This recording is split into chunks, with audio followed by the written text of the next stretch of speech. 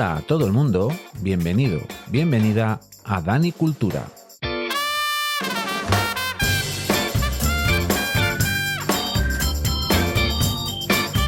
El podcast que, con una visión permacultural, va a tratar diferentes temas que seguro que te van a interesar.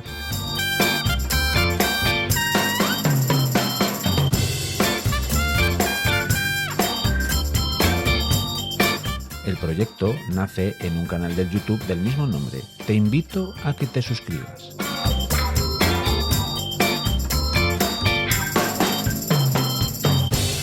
Espero que estéis muy a gusto y vamos allá.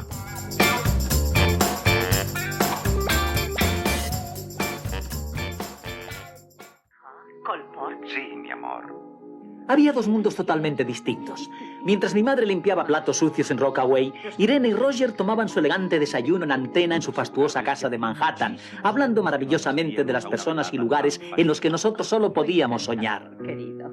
Mañana por la mañana les contaremos todos los detalles y también les hablaremos de la nueva obra de Mozart que, según dicen, es divina. Somos Irene Draper Y Roger Daly. Les invitamos a desayunar con nosotros mañana por la mañana y cada mañana y les deseamos un día delicioso.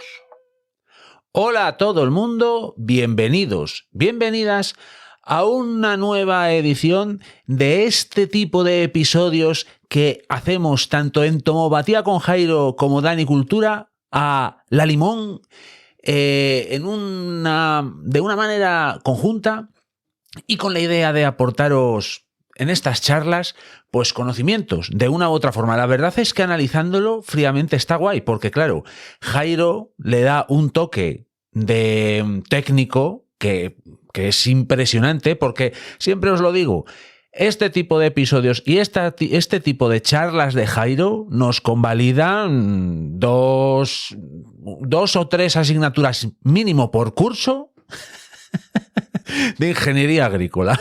Eso está asegurado. Y de hecho, hoy lo vais a comprobar muy mucho porque vamos a hablar de algo apasionante que es el humus. Y hoy arranca Jairo iniciando este tipo de charlas, como digo, y no le voy a quitar más tiempo porque os va a interesar muchísimo. De verdad que sí. Y después de Jairo le voy a dar yo un toque. Así que os dejo con Jairo y espero que lo disfrutéis. Y espero que, y os lo recomiendo, que cojáis una libreta y un boli o un lápiz y toméis apuntes porque os van a venir muy bien. Ya veréis cómo esto os va a encantar. Así que sin más dilación, que arranque Jairo estas conversaciones entre Dani Cultura y Entomopatía con Jairo. Hasta ahora. Buenas a todo el mundo. Y bueno, me tenéis aquí una vez más en una de estas charlas que han pasado de ser veraniegas ya más a otoñales, invernales, por así decirlo, ya casi más invernales, Dani. Pero bueno, aquí estoy, una vez más. Y es que en esta ocasión me toca a mí abrir esta conversación, pero bueno, porque hace unos días, escuchándote, Dani, me di cuenta de que, claro, que nos hablabas del tema del vermicompostaje, ¿no? El vermicompostaje casero. Y me quedo con la reflexión que tú nos hacías de que los vídeos que realizabas sobre vermicompostaje para ti eran de los vídeos que más te gustaba hacer, que más te llenaba hacer y que más te gustaba compartir. Y bueno, yo estoy de acuerdo contigo. Yo, para mí, esa serie que tienes sobre vermicompost me parece brutal, por el simple hecho de que, claro, nos muestras cómo se puede hacer de manera fácil en casa un proceso en el que transformamos nuestros residuos en algo de valor, como sería, pues ya fueran los lixiviados o el humus de lombriz. Y bueno, yo ya sabes que, bueno, ya todos sabéis aquí, los que me vais conociendo, los que me seguís, que yo también practico el vermicompostaje. lo practico desde una manera, pues así decir, un poco más industrializada, porque al final las bañeras que manejo son bastante grandes, y reflexionando sobre la charla que os queríamos regalar hoy, sobre todo reflexionando yo, porque esta charla un poco la propongo yo, para que luego Dani me siga el hilo, es que, claro, a nivel de agricultura hay gente que aplica el vermicompostaje en sus agroecosistemas, pero no todo el mundo lo hace. Y yo he de decir que lo hago y creo que siempre se lo comento a toda la gente que me visita, que es como el arma secreta que yo empleo para producir mejor. Y os preguntaréis, bueno, a producir mejor, Jairo, porque claro, al final estás nutriendo a tus cultivos con ese humus de lombriz, con esos lisivios que gastas, o incluso con ese humus sólido que va sacando. Y yo os voy a decir que no es del todo así. De hecho, en la charla de hoy, no quiero centrarme en lo nutricional del humus de lombriz, que sinceramente, nutricionalmente, de manera directa, un humus de lombriz, por mucho que oigáis, por mucho que os comenten, o por mucha gente que anuncie productos milagrosos a base de humus de lombriz, nutricionalmente a vuestros cultivos no le va a aportar más que una parte mínima. Y de hecho, muchos de estos humus de lombriz, creo que lo he comentado en varias ocasiones, pierden lo que es, por así decirlo, su punto fuerte, que es el de la microbiología, ¿no? Todos esos microorganismos que pueden aportar y tal. ¿Por qué? Pues porque muchos de esos humus de lombriz que nos encontramos de forma comercial suelen pasar por un proceso de pasteurización donde se pierde esa carga de microorganismos que van a mejorar el suelo. Entonces se convierten simplemente en productos nutricionales de muy baja riqueza en nutrientes. No sé si me explico. Creo que sí, creo que me vais entendiendo. Yo lo que os quiero hablar hoy aquí es de la importancia del humus. En este caso es humus de lombriz, por ejemplo, que es el que podéis ver en el canal de Dani o podéis ver en el mío, desde un punto de vista más de cómo actúa en las propiedades físicas, químicas y biológicas que nosotros gestionamos. Y bueno, creo que estoy preparado, me veo con fuerzas y con ganas de explicaros un poco las bondades que yo le veo a este humus de lombriz y cómo podremos manejarlo para cambiar nuestros agroecosistemas, por así decirlo. Una de las ventajas, que serían las propiedades físicas, reside en algo tan sencillo como el color que tiene el humus. Si os dais cuenta, nuestro humus, en el caso cuando el humus de lombriz está transformado, todos esos restos vegetales, restos de cocina, todo lo que os podéis imaginar que le podéis meter dentro de un orden, al final, si os dais cuenta, tiene un color oscuro. Ese color oscuro, que sepáis que por ser oscuro, simplemente, tiene una propiedad que es capaz de reflectar las radiaciones solares. Reduce la capacidad de reflectar las radiaciones solares. No es capaz de reflectar las radiaciones solares, sino todo lo contrario, reduce esa capacidad de reflectar las radiaciones solares. ¿Qué hace? Las absorbe. Y esto provoca que estos suelos se calienten un poco más y mantengan también un régimen térmico, por así decirlo, más estable. Por supuesto, esto se nota muchísimo en primavera. Entonces, suelos ricos en materia orgánica, de forma indirecta, aunque no lo creáis o os parezca extraño, esa capacidad que tienen de absorber las radiaciones solares en esa época puede incluso hacer que tengamos menos riesgo de que una baja de temperatura nos afecte. Por lo tanto, esa es una propiedad creo que bastante importante, no es la única propiedad física. También tenemos que tener en cuenta que el humus tiene una cohesión un poco menor a las arcillas, pero mayor a las arenas. Es decir, esa cohesión menor a las arcillas, si lo aplicamos en un suelo arcilloso, lo que va a hacer es que tengamos unos suelos arcillosos más ligeros. Y en los suelos arenosos, que suelen ser más por así decirlo, más sueltos, haremos que esa aplicación del el humus hará que esos suelos sean un poco más compactos. Al final, hemos de decir que también esto nos ayuda a mejorar pues lo que es nuestros suelos en la manera en lo que se dice estructuralmente, lo que podemos denominar estructuralmente. ¿Es lo único? Pues no, tenemos más cosas. Tenemos también la naturaleza coloidal. El humus nos ayuda a aumentar la estabilidad de los agregados del suelo. ¿Qué implica esto? Pues que cuando tengamos más estabilidad también podemos tener mayor permeabilidad. Esto quiere decir que aplicando humus vamos a tener una permeabilidad mayor, vamos a tener, pues, por así decirlo, más porosidad en los suelos, lo que nos va a ayudar a que el agua y el aire pueda pasar por esos poros.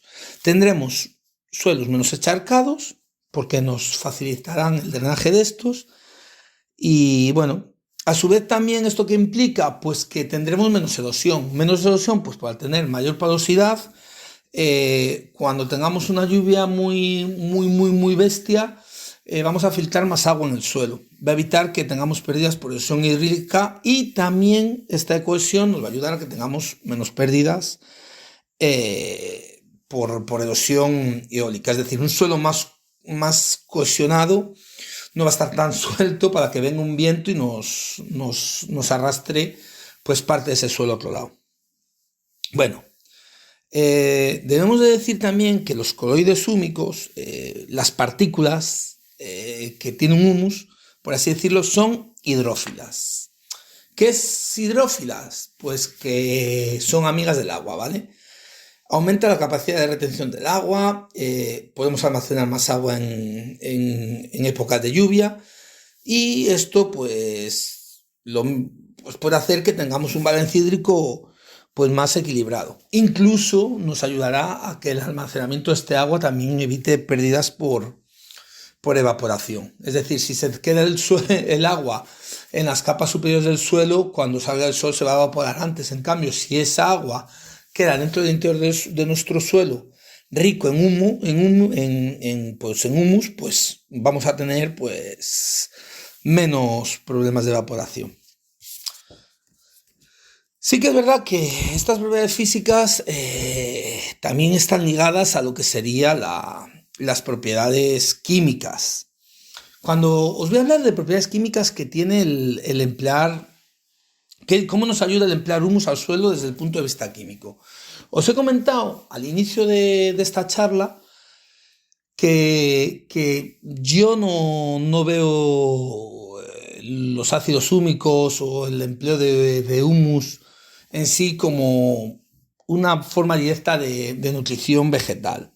Pero sí que decir que tiene unas propiedades indirectas que hacen que nuestra alimentación, en lo que se refiere a el aportar nutrientes a estas plantas que nosotros cultivamos, pues sí se vea favorecido. Y en parte, una de las propiedades químicas que tiene, que es súper importante, es que el empleo de humus nos ayuda a aumentar la capacidad tampón de un suelo, el poder tampón de un suelo. Bueno, muchos no tenéis por qué saber lo que es la capacidad tampón de un suelo, pero como su propio nombre indica, eso sería pues que es capaz el humus de reducir las oscilaciones del pH.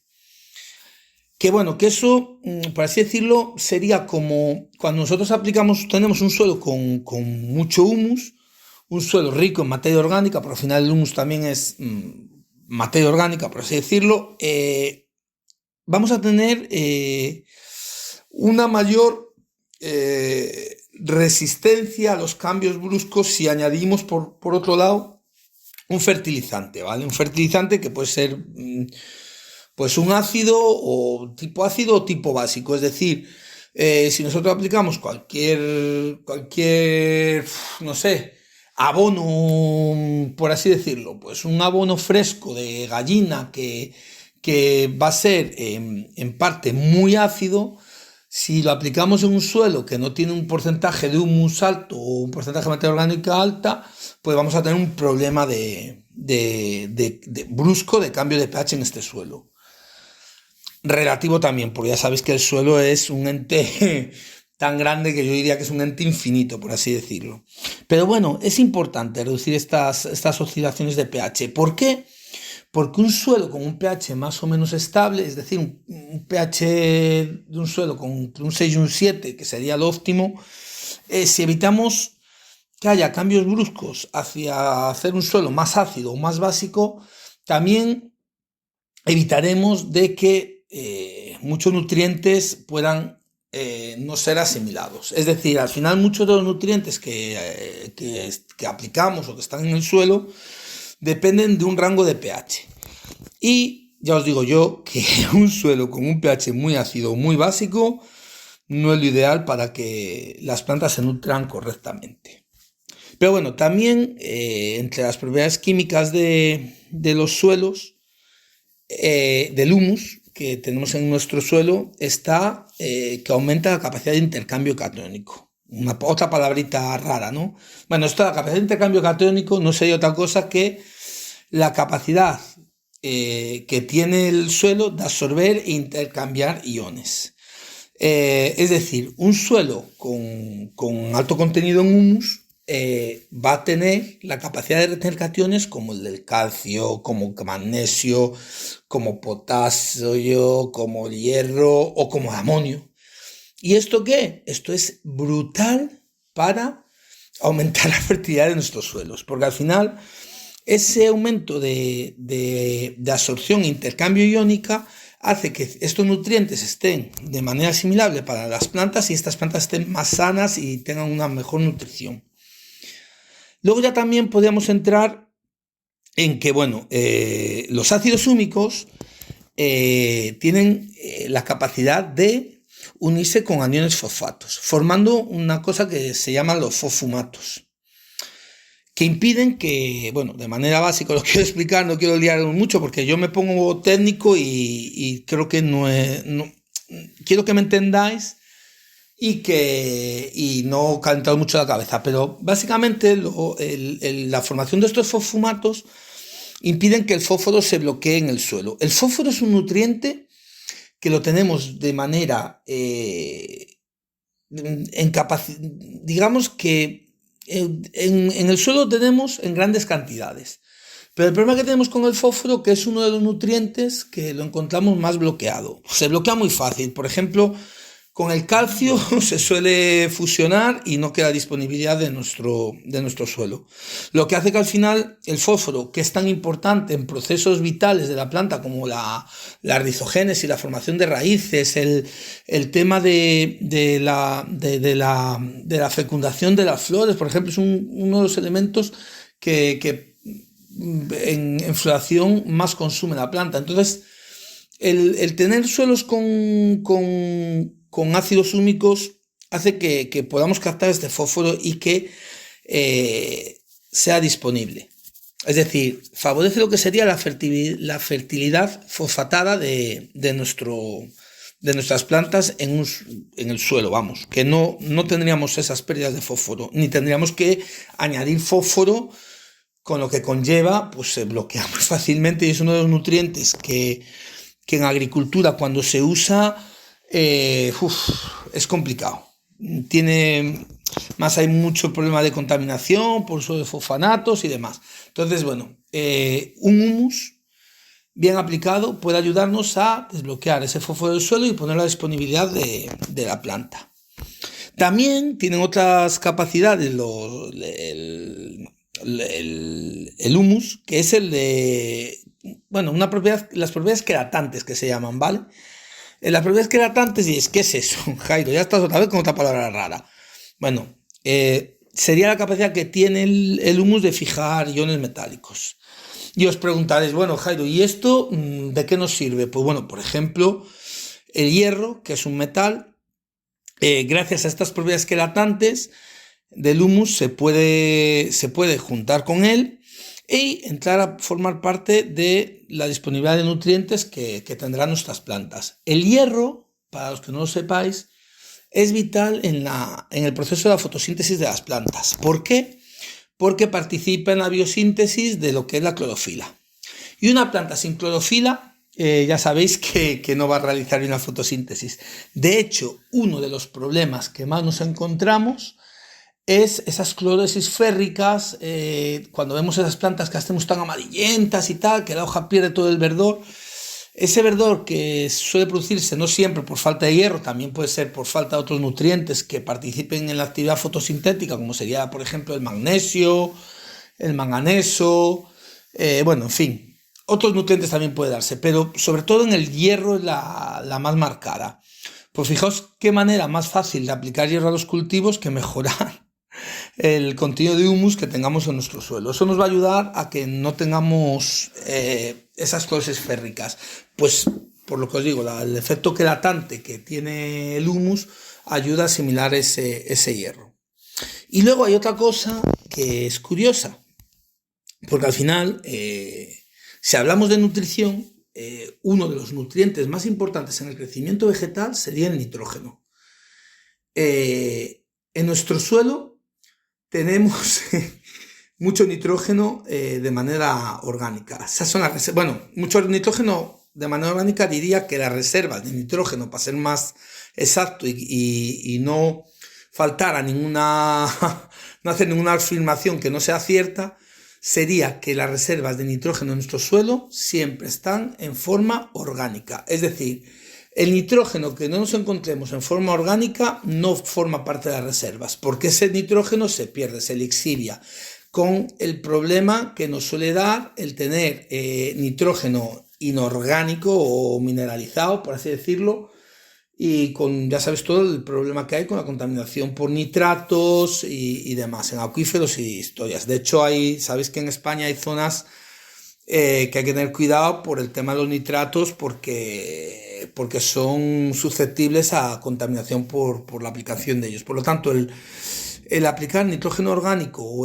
que el nitrógeno orgánico esté en el suelo como, por así decirlo, como reserva, hace que nuestro humus nos ayude a que éste se mineralice y sea asimilado por las plantas de una manera más, por así decirlo, segura. Por lo tanto, es cierto que a nivel nutricional, igual, de forma directa, el humus no nos da todas esas ventajas que pensamos que nos puede dar, pero de forma indirecta, como os he contado, sí que puede actuar sobre los nutrientes que ya tenemos en el suelo. Es decir, muchas veces nos pensamos que por alimentar más nuestras plantas, estas van a crecer mejor.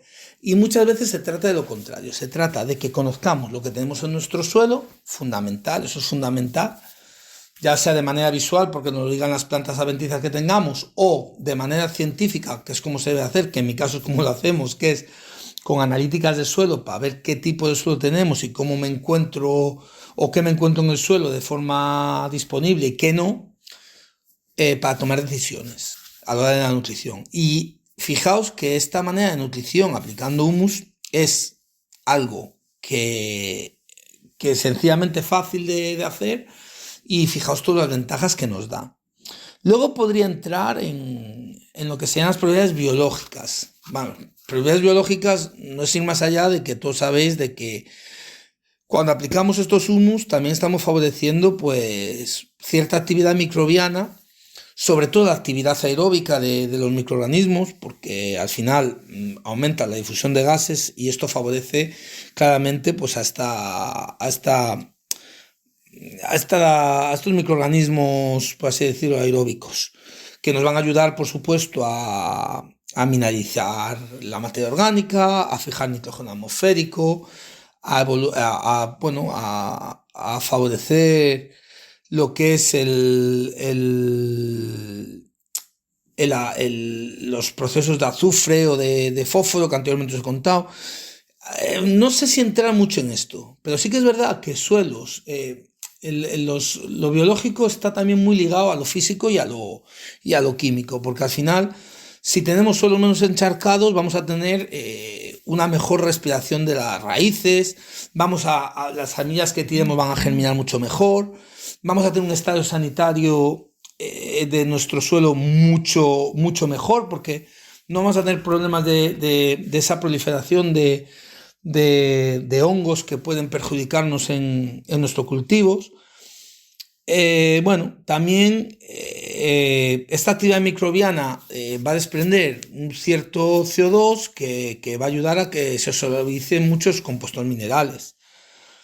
Esta actividad microbiana positiva va a hacer que contrarreste el efecto de toxinas o otros microorganismos que pueden ser negativos, como os he dicho anteriormente. Y bueno, todo esto hace que una mejora de nuestros suelos mejore, pues, biológicamente lo que es el desarrollo de nuestras plantas, con todo lo que implica, porque también, implicará que tengamos una microfauna de nuestros suelos mucho mejor. Y bueno, creo que me he enrollado un poco, no sé si he sido muy tostón a la hora de describiros ciertas cosas de lo que hace el humus en el suelo, saliéndome un poco de lo de que si mejoramos el porcentaje de materia orgánica conseguimos tal. Bueno, quería ir un poco más centrado. Quería desempolvar también mis apuntes de fitotecnia general de la carrera, porque esto al final se enseña en la carrera. Se enseña en la carrera y luego no se aplica mucho, porque al final todas estas cosas que se enseñan en las carreras, como la mía de ingeniero agrícola, luego se pierden bastante. Debería enseñarse más agroecología. Por eso creo que debo dar paso para Dani. En este caso, agradecer a Dani que me abre esta puerta, pues, para expresarme y poder compartir con vosotros, pues, parte del conocimiento que no es mío, que es del mundo, pero que no llega a todo el mundo, y creo que es importante compartirlo. Y me gustaría también que Dani, siguiendo el hilo, os hablase un poco sí, que también en el podcast hable un poco de cómo se puede favorecer estos procesos de manera sencilla en casa, y no estaría mal que contase un poco su experiencia individual de cómo el humus le ha cambiado la forma de ver también la huerta, porque creo que la gente que hacéis humus de lombriz o compostáis restos vegetales sin hacer vermicompost, porque también al final el humus, ya os digo, no tiene por qué solo procedencia de un vermicompost o del empleo de las lombrices para generar humus. También se puede hacer, compostando por restos vegetales. Me gustaría, Dani, que nos contaras un poquitillo toda la parafernalia que haces, que yo creo que tampoco es tan complicada de realizar.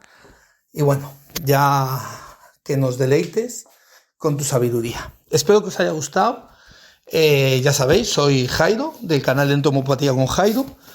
Y es un placer siempre compartir con la comunidad de Danicultura, que en parte también formo parte de ella y es parte de mi comunidad, estas charlas. Seguiremos dándole caña. Venga, Dani, te cedo el testigo.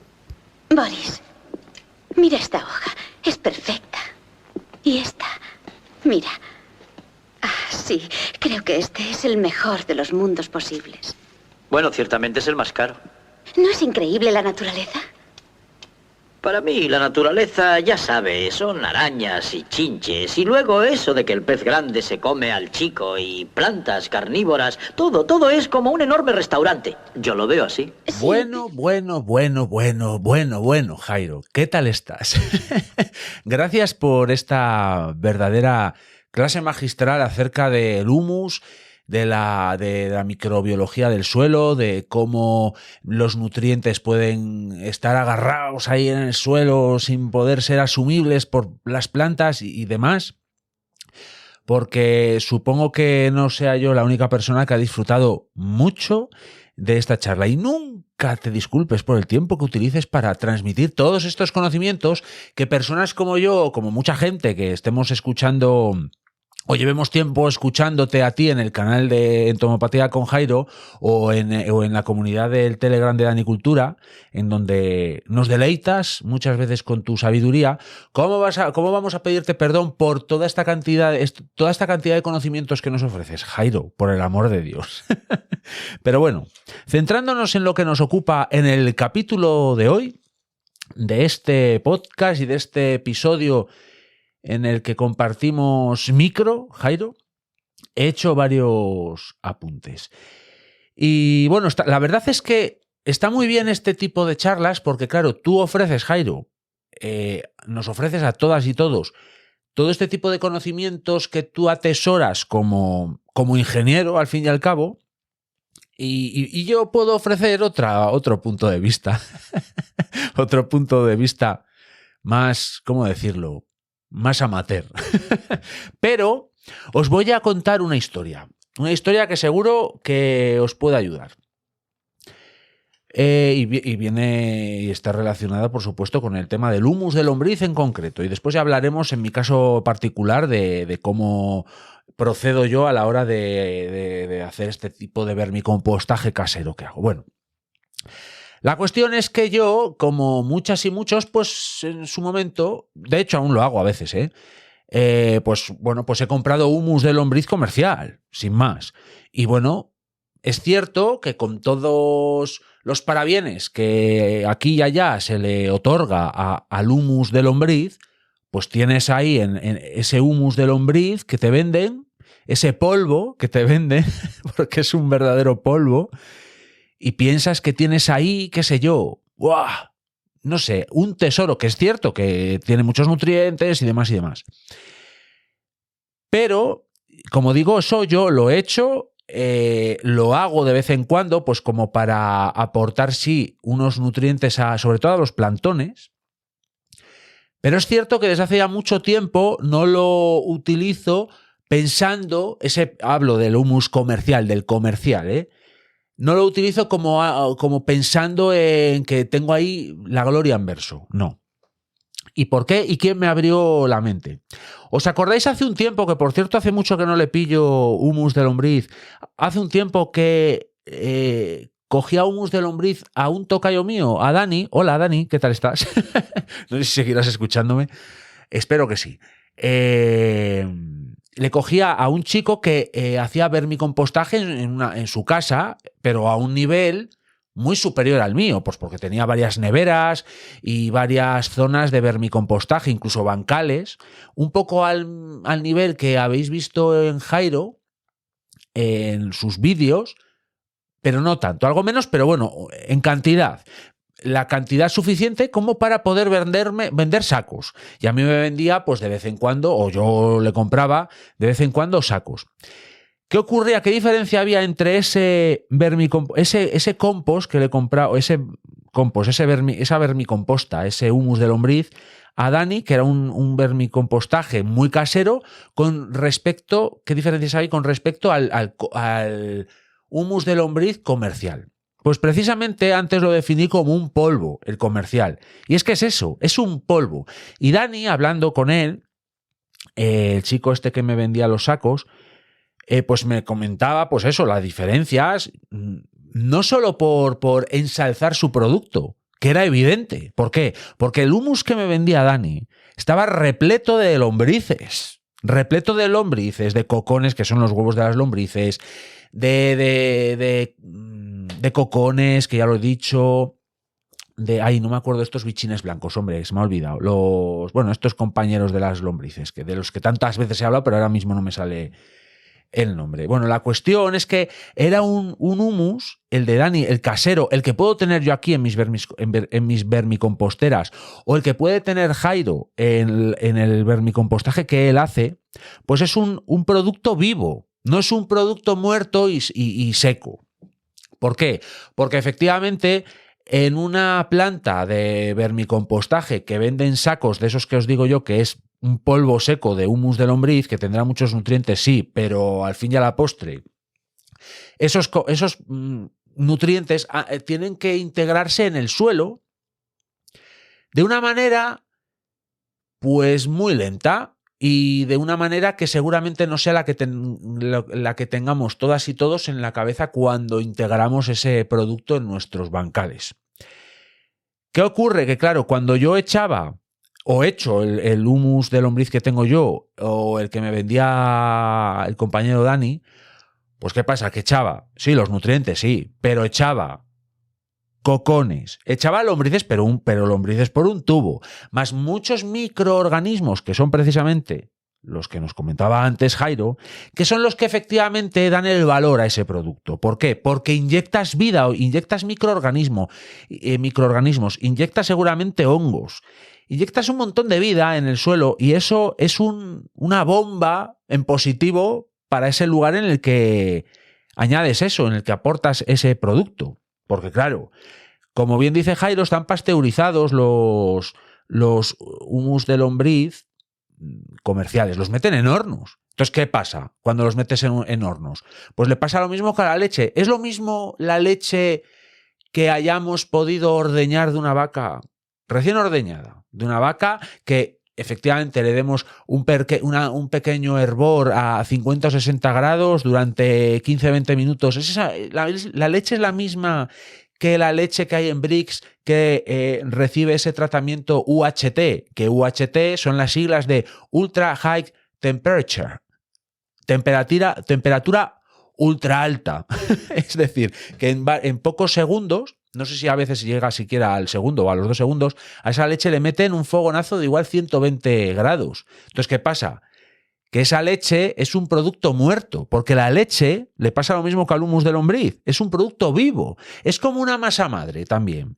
La masa de hecho, yo comparo mucho hacer masa madre o hacer chucrut o cosas de esas, que son al final unos preparados que están llenos de microorganismos. Lo comparo mucho con compostar o con vermicompostar. La idea es, aparte de los nutrientes y de la transformación de productos que puedan ser de desecho en una casa en otro producto de valor, como puede ser el compost o el humus de lombriz, pero la idea es reproducir microorganismos también, que al final van a ir al suelo. Y al final vamos a crear un suelo repleto de vida y vamos a crear un ecosistema que desbloquee muchísimos de esos nutrientes que efectivamente nos ha dicho Jairo que siempre, no siempre están en el suelo, pero muchas veces sí. Por ejemplo, el hierro, cuando tenemos problemas de hierro en las plantas, no es que en el suelo no haya hierro, pero si el hierro es el elemento más numeroso y que hay en mayor cantidad del planeta Tierra. Nuestra nave espacial llamada Planeta Tierra es una pelota de hierro prácticamente, ¿entendéis? Lo que pasa que, bueno, se va descomponiendo. El tema es que si las plantas no lo consiguen extraer o procesar, es precisamente por eso, pues porque hay problemas de pH, hay problemas de salinidades, de humedad, de lo que sea. De lo que sea que un ingeniero como Jairo nos puede explicar mucho mejor que yo. Pero el tema es que si nosotros en el suelo del bancal en concreto tenemos un equilibrio ecosistémico, igual que el equilibrio ecosistémico que pueda haber en un bosque, pues en un suelo también tiene que existir un equilibrio ecosistémico. Si existe ese equilibrio ecosistémico, todos los nutrientes al final de una u otra forma acaban procesándose. ¿Por qué? Porque cuando no es la lombriz, es el otro nemátodo u otro bichejo u otro hongo u otro microorganismo, son los que procesan esos elementos para que las plantas puedan al final acabar obteniendo pues esos nutrientes, el calcio, el hierro, sales minerales, lo que sea. ¿Cómo lo hacen las plantas? Ya lo hemos dicho muchas veces. Pues al final ellas secretan por las raíces pues ciertos carbohidratos, azúcares y demás que atraen a esos microorganismos que a su vez se alimentan de esos carbohidratos que a su vez procesan otro tipo de elementos que por tanto en ese metabolismo que tienen esos microorganismos son al final adquiridos por las plantas. Pero bueno, esto es un rollo que os estoy soltando, pero funciona un poco así la cosa. Entonces, ¿qué pasa? Centrándonos en el vermicompostaje. Que el vermicompostaje, efectivamente, como bien nos ha dicho Jairo, el valor real que tiene no son los nutrientes. No estamos, cuando echamos un puñadito de humus de lombriz, no hay que pensar en este puñadito estoy echando calcio, hierro, sales de no sé qué, nitrógeno, no sé cuánto. No. La idea es que ahí tenemos, además de eso, tenemos que pensar que echamos nemátodos, lombrices, cocones, de todo. Echamos vida. Es un puñadito de vida, al igual que cuando echamos compost. Cuando echamos compost a un bancal, estamos echando vida.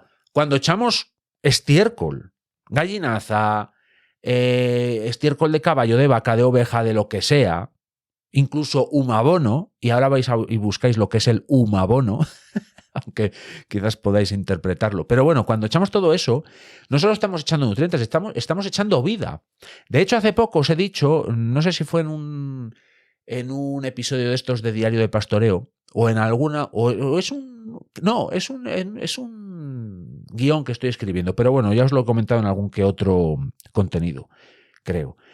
La cuestión es que los microorganismos que tienen los rumiantes en su intestino, en todos esos en su enorme estómago dividido en 4 partes y bueno, en todo ese proceso, porque los rumiantes son como composteras con patas.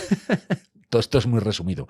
Pero los microorganismos que procesan todos esos vegetales que de los cuales se alimentan los herbívoros son muy parecidos, por no decir, en la mayor parte de los casos, los mismos que hay en el suelo, porque han coevolucionado. Entonces, ¿qué ocurre? Que al final ese estiércol también tiene vida, tiene microorganismos. Por supuesto, también tiene nutrientes, sí los tiene.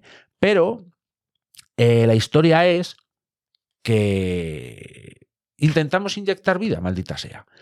Y esto ya habéis escuchado, no sé si lo habéis escuchado, pero bueno, yo cuando habla Jairo tomo notas y así en base a eso voy comentando.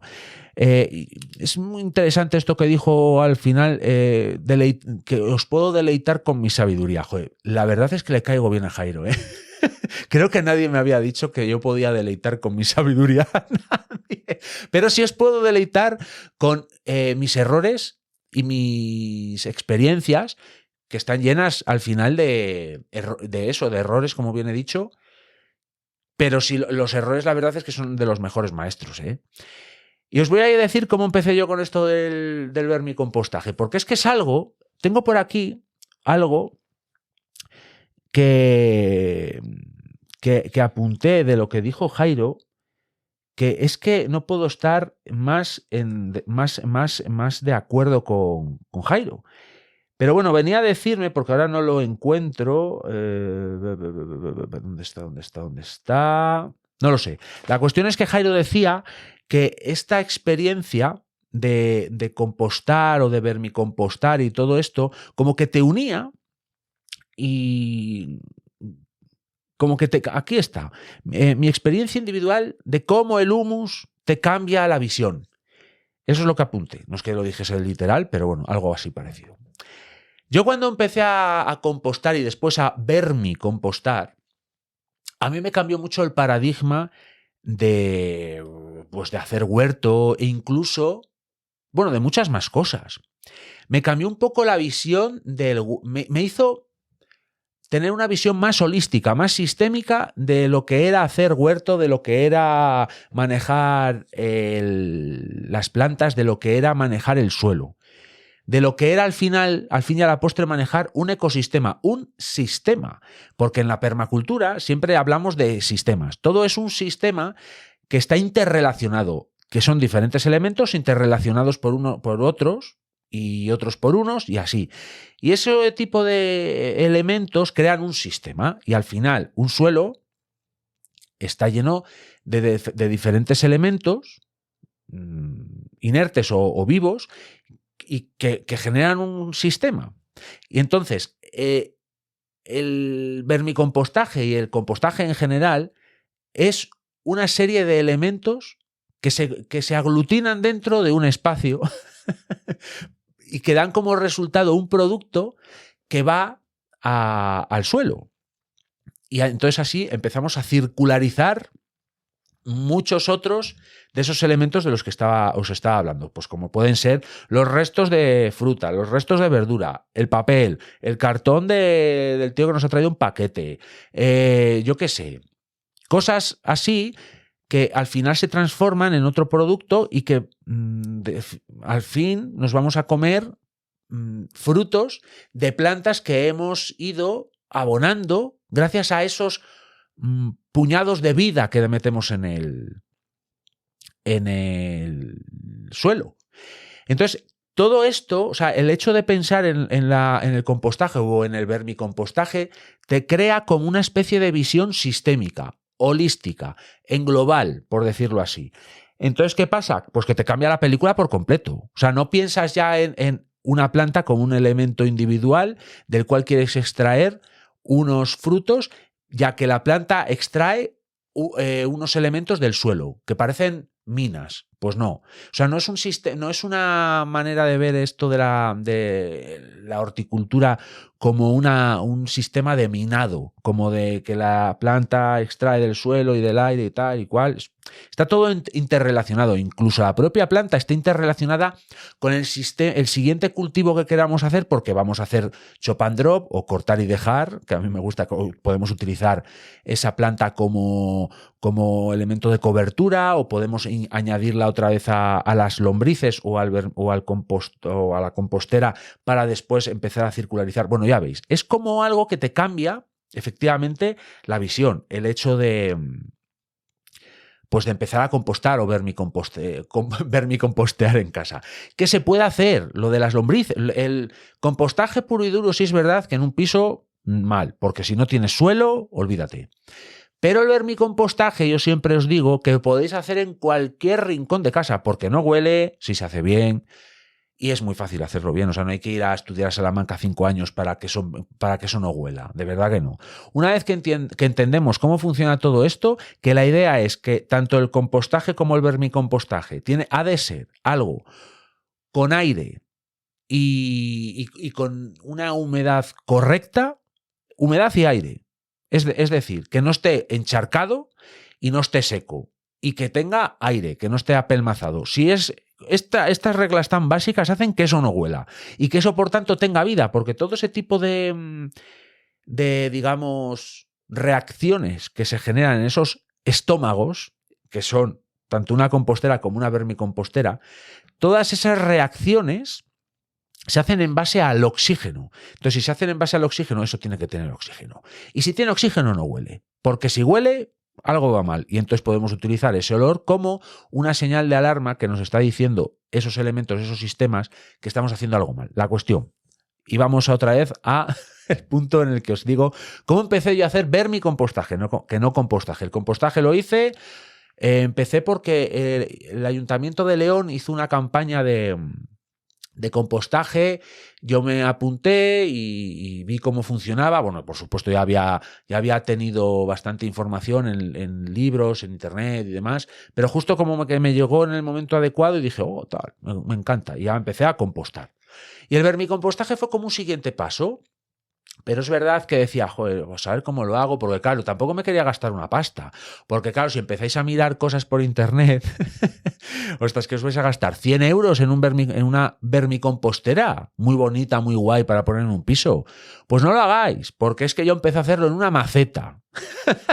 En una maceta vieja podéis empezar a vermicompostar. Es más, no tenéis ni que siquiera que comprar núcleos de lombrices. Quizás lo mejor es empezar así, ¿no? Pues comprando pues un pequeño núcleo de 250 unidades de un núcleo de 250 lombrices, que se supone, por supuesto, entenderéis que no hay alguien contándolo con pinzas, ¿verdad? Es una cuestión que se hace un poco a ojo.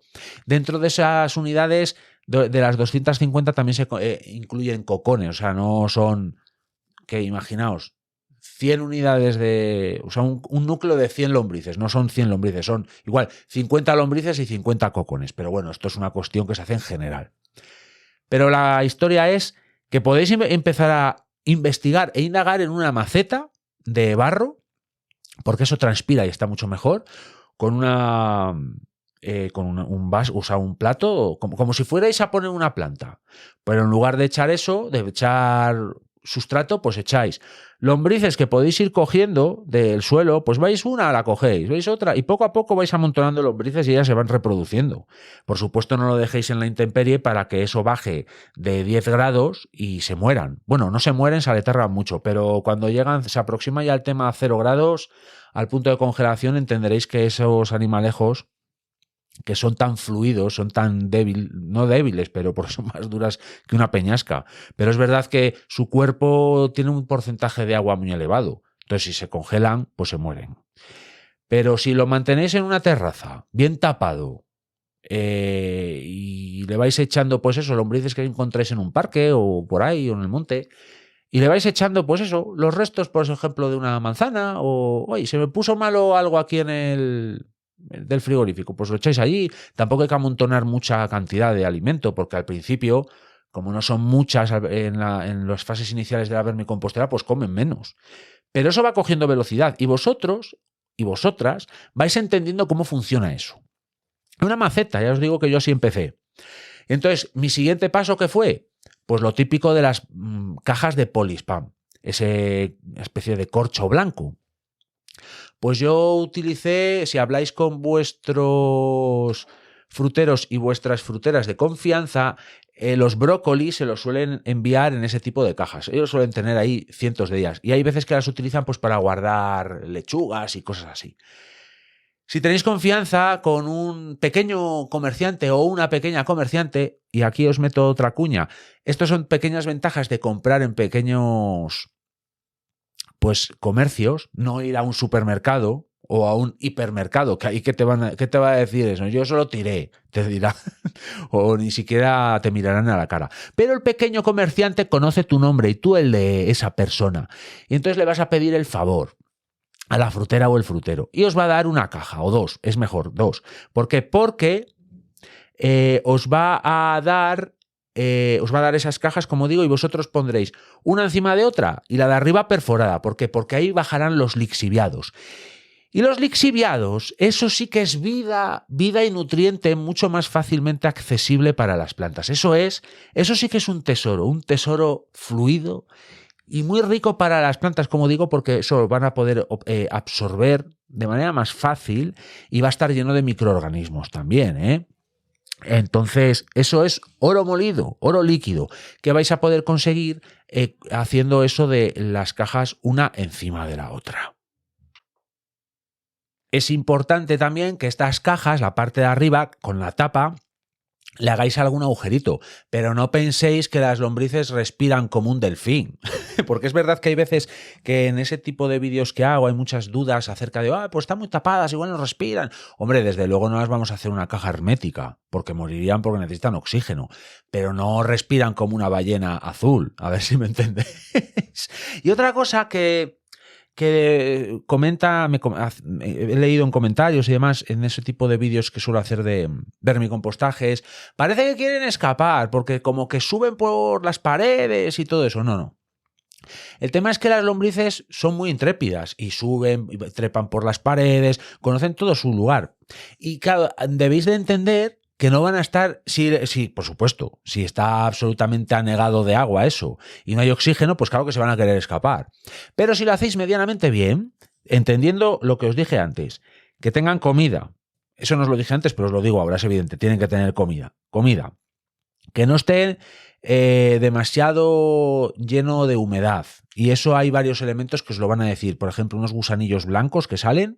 Si salen, que se llama gusano blanco, no se ha dejado la gente mucho el cerebro para ponerles el nombre, aunque tiene un nombre científico, pero se conocen como gusano blanco, que son parientes de las lombrices. Entonces, eso también hace su humus, ¿no? Entonces, tampoco pasa nada si hay más diferentes animalejos ahí, ¿eh? Otra cosa es que se os llene absolutamente de gusano blanco. Entonces, claro, ¿qué pasa? Que compiten con las lombrices, que han de ser las protagonistas de la vermicompostera. Pero el gusano blanco es un claro indicativo de que hay exceso de humedad. Si tenemos una humedad correcta, que es lo lógico, que no sea mucha ni poca, una humedad correcta. Si tienen alimento y eso está oxigenado, las lombrices no van a encontrar un lugar mejor para vivir que una vermicompostera, ni siquiera el suelo, porque no va a llegar el mirlo a comérselas. y no van a tener un frío excesivo. Van a estar ideal ahí. Es una historia de... Podríamos entenderlo como una ganadería, lo que estamos haciendo ahí. Y es que es así. De hecho, no estoy muy seguro, pero supongo que si te dedicas profesionalmente al tema de las lombrices, te tengas que dar de alta como ganadero, como si fueses un apicultor, una persona que se dedica a las abejas melíferas, pues también son ganaderos. Pues si te dedicas a las lombrices, también te conviertes en ganadero. Esto es un pequeño pastoreo, pero es verdad que estarían absolutamente estabuladas. Eso es así. Pero en realidad es lo que os quiero decir. No van a estar mejor en ningún otro sitio más mejor. El sitio mejor para una lombriz, el ideal sería una vermicompostera. Así que no sufráis por ellas. Y otra cosa que tengo aquí anotada del tema de las cosas que nos dijo Jairo, es algo muy interesante que se sale un poco del tema del vermicompostaje, que no sé si os habré ayudado con esta interpretación vehemente acerca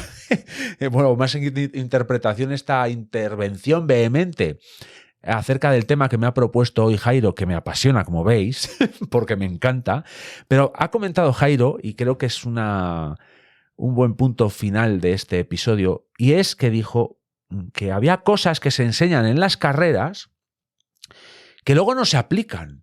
Y manda narices, ¿eh?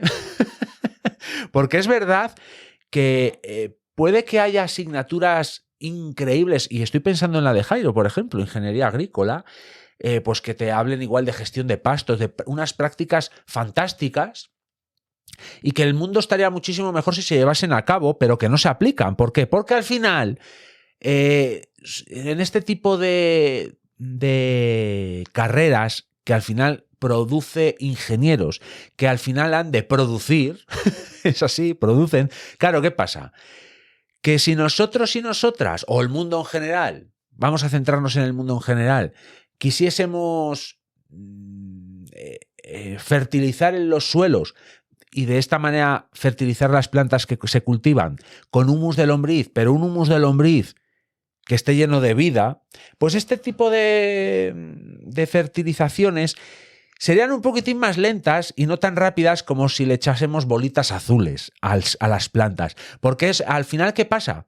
Que convertimos a las plantas en verdaderos yonkis, drogadictas. Son drogadictas del NPK, ya sabéis, del nitrógeno, fósforo y potasio.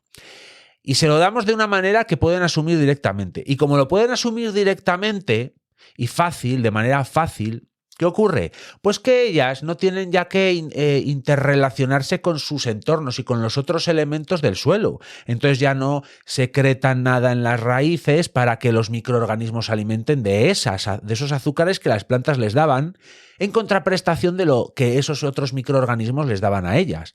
Entonces, ¿qué estamos consiguiendo con eso? Matar el suelo y ese ecosistema tan rico y tan...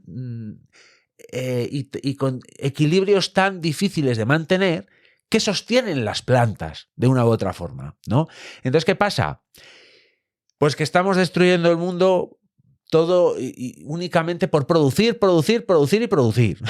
Es así. Y como queremos producir todo a toda velocidad y a toda máquina, pues estamos matando muchos ecosistemas por esta razón. Y el suelo no escapa a eso.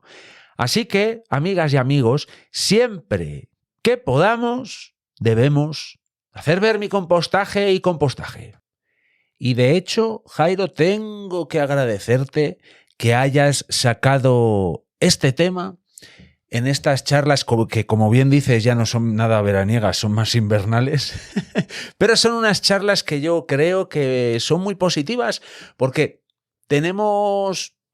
digamos que la visión general muy alineada, tanto tú como yo, pero es verdad que tú tienes ese punto de vista más técnico, más de alguien mucho más formado que yo, y yo tengo esa visión más amateur, y creo que la conjugación de ambas es algo muy positivo que puede ayudar tanto a la gente de Danicultura como a la gente de Entomopatía con Jairo, que es cierto que compartimos muchas de esas personas o nosotros y nosotras formamos parte de esas dos comunidades que son geniales y que yo creo que estamos aprendiendo todas y todos mucho unos de otros. Así que nada, espero que os guste a todas y todos todo este tipo de cosas que hacemos Jairo y yo, y nos vemos en el siguiente episodio compartido. En su fastuosa casa de Manhattan, hablando maravillosamente de las personas y lugares en los que nosotros solo podíamos soñar. Querido. Mañana por la mañana les contaremos todos los detalles y también les hablaremos de la nueva obra de Mozart que según dicen es divina. Somos Irene Draper Y Roger Daly. Les invitamos a desayunar con nosotros mañana por la mañana y cada mañana y les deseamos un día delicioso.